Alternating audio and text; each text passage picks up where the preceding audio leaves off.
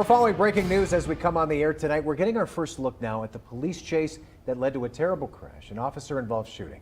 This all unfolding on US 35 near the Dayton Jefferson Township line. Now we want to show you, we just got this video after a records request from the Ohio Department of Transportation. Look closely there. It's a little hard to see, but we highlighted it for you.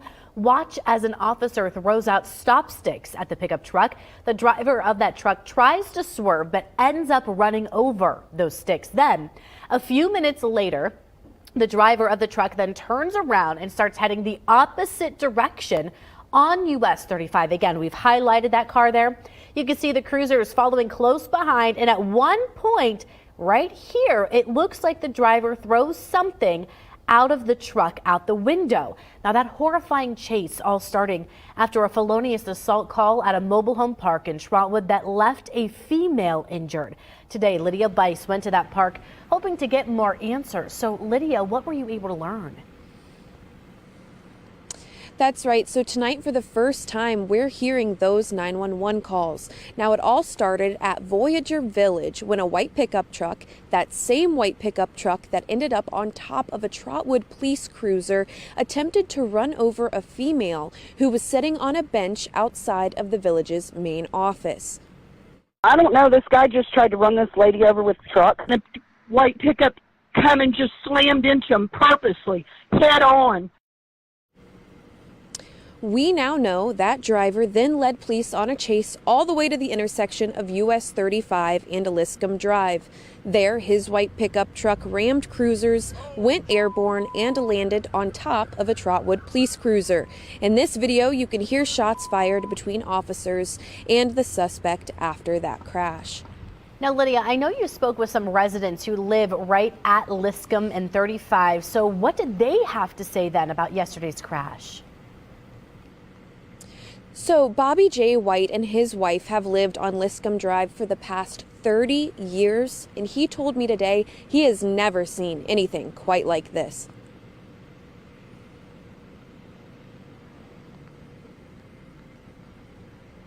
He also said that he's happy to hear that no one lost their lives in that horrific scene. And now we know that both the Trotwood officer who was hit and the suspect in this case remain at Miami Valley Hospital tonight. Our Jenna Lee Borick is there right now continuing our coverage. Jenna Lee. Yeah, that's right, Lydia. They both were taken to Miami Valley Hospital, and we're still waiting on official updates on the officer and the suspect's conditions. We've shared these powerful social media videos that witnesses took as yesterday's scene unfolded. Today, I was able to talk to one of those witnesses. Bryant Keeble tells me what he saw yesterday while he was sitting at a traffic light is still sinking in. He told me he's seen car chases in different places before, but he's never seen something like this, describing it as hectic.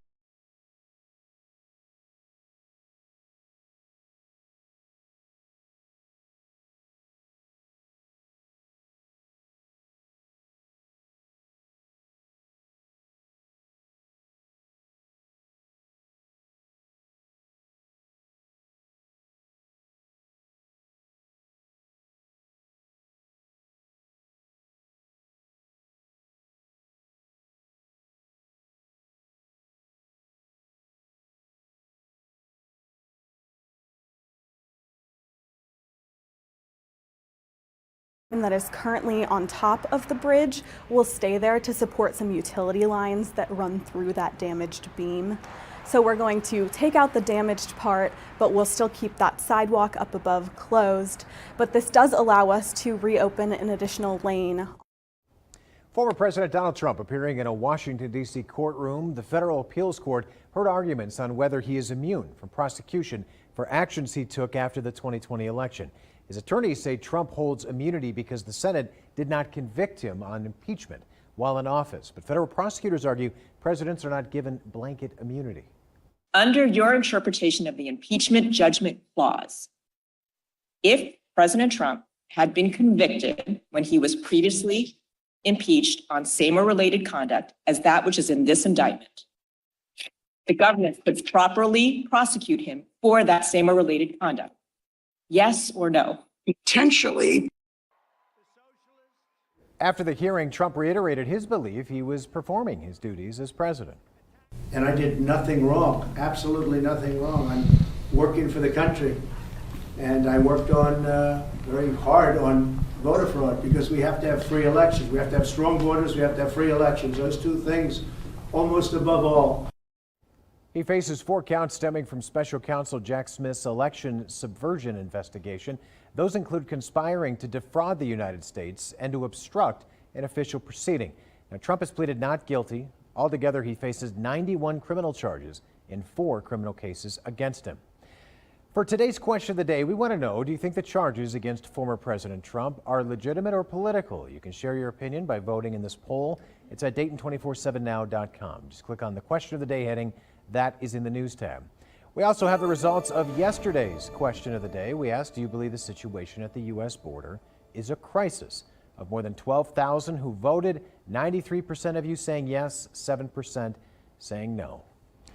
NASA's moon missions, they are now on hold. Lisa, the Now Desk, so what's going on here? So, Adam, actually, this all stems from NASA citing some safety concerns with its own spacecraft, as well as development issues with the moon suits and landers, which are coming from the private industry. The astronauts would all have to wait until at least next year to fly by the moon, and then wait until 2026 to even be able to land on it. It was slated to lift off this November. The Artemis 2 mission is set to be the first time humans will orbit the moon since the end of the Apollo program. Investigators, they are now sharing new information on why a door plug blew off the plane in last week's Alaska Airlines flight from Portland, Oregon. The NTSB says a door plug is held in place with 12 door stop pads and pins. Well, 4 bolts keep the plug from moving out of position, and investigators say they can't find them. And all 12 stops on this flight became, quote, disengaged. Now, the NTSB chair praised the crew and air traffic controllers for how they handled all this. The flight attendants reported that they were not getting, that it was difficult to get information from the flight deck, and the flight deck was having trouble also communicating. NTSB officials say they should be able to tell whether the 4 bolts were in place once they look at the plug at the NTSB lab in Washington, D.C. Crews continue digging through the debris following an explosion at a hotel in downtown Fort Worth, Texas. At least 21 people were hurt in that blast yesterday afternoon. 15 people taken to the hospital, including 1 person now in critical condition. According to the Fort Worth Fire Department, search and rescue operations continued throughout the night and into this morning using specially trained dogs. No additional victims have been found. Officials believe a gas leak may be to blame, but have not yet confirmed it, though, as the cause. Ohio's Social Media Parental Notification Act now on hold. How lawmakers are responding to this temporary block. And a tornado ripping through Florida early this morning. A look at the damage left behind tonight as cleanup efforts are underway. Well, rain will transition to snow, so I'm tracking snow showers and those windy conditions that's coming up. You're watching Dayton 24/7 now.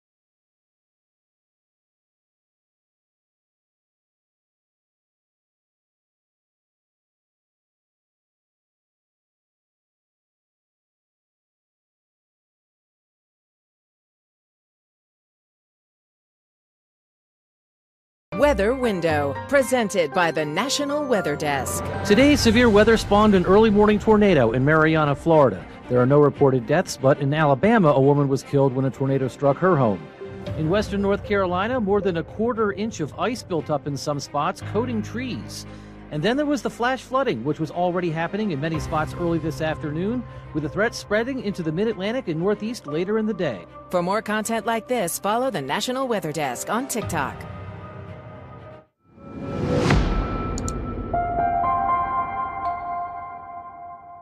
Ohio's Social Media Parental Notification Act is on hold for now. A judge granted a motion to temporarily block it just a few hours ago. It was set to go into effect on Monday.